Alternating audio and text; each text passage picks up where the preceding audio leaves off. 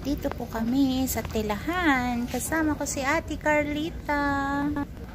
Ayan siya. Namimili kami ng tela. Ayan. Namimili kaming tela. Ang dami po dito tela. Ayan. Mahirap pong mamili ng kulay.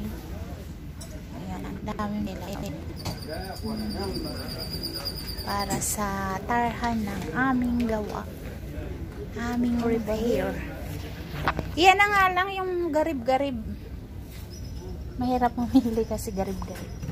Ayan. Ang garib eh. Mas garib to eh. O di iyan na lang kung alin yung garib. Ito yung napili namin. Ito ba? Ito, light, dark naman masyado to. Oh. Ayan po.